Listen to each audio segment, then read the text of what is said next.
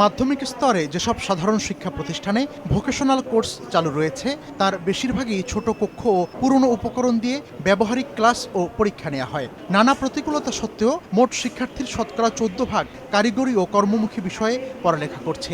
Vocational আর কি আপনার subjective চ্যাপ্টারগুলো কম থাকে, যে ক্ষেত্রে এখানে আর কি এগুলো মেনটেন্স করতে কষ্ট হয়। কারিগরি শিক্ষা ভোগটাকে না এত উন্নত চোখে দেখা হয় না, এর ফলে তো অনেকে পিছিয়েই যাচ্ছে। মাধ্যমিকের যে মেশিনগুলো আছে ওরা খুবই নিম্নমানের এবং আধুনিক না। পলিটেকনিক ইনস্টিটিউটে অনেক আধুনিক মেশিন আছে যেগুলো ওদের সাথে এখানে এসে ম্যাচ খেতে সমস্যা হয়।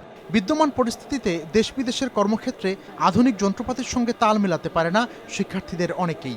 এই বাস্তবতার মধ্যেই আপাতত বাছাইকৃত 640টি স্কুল ও মাদ্রাসায় পাইলট প্রকল্প চালু হবে।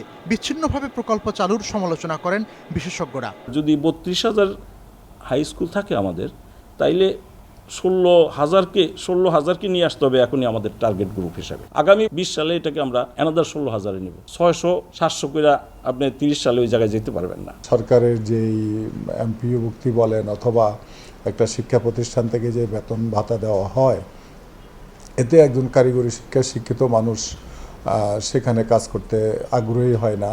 কারিগরি শিক্ষা বোর্ড জানায় 2020 সালের কারিকুলামেই মনোনীত প্রতিষ্ঠানগুলোতে কৃষি, ভবন ও অবকাঠামো নির্মাণ, বিদ্যুৎ, তৈরি পোশাক, স্বাস্থ্য ও তথ্য প্রযুক্তি খাতের মোট 10টি বিষয়ে পাঠদান করা হবে। 29টি ট্রেড থেকে ওনারা 10টা ট্রেডকে মনোনয়ন দিয়েছে এবং সেটা হবে যখন ওরা নবম এবং দশমে পড়বে তখন আমাদের কারিকুলাম আমাদের সিলেবাসভুক্ত হয়ে পড়বে। আর যদি 6, 7, 8 হয় তাহলে সেটা তাদের যে জেনারেল শিক্ষাটা আছে সেই সাবজেক্টের সাথে একটা মাত্র কারিগরি শিক্ষার। ইতোমধ্যে অনুমোদন নেওয়া প্রতিষ্ঠানগুলোকে মানোন্নয়নের শর্ত পূরণে বাধ্য করা এবং আগ্রহী নতুন প্রতিষ্ঠানকে শুধু ঢালাওভাবে অনুমোদন না দিয়ে মানসম্পন্ন শিক্ষা নিশ্চিতের আহ্বান বিশেষজ্ঞদের। মিজানুর রহমান কবির, সময় সংবাদ, ঢাকা।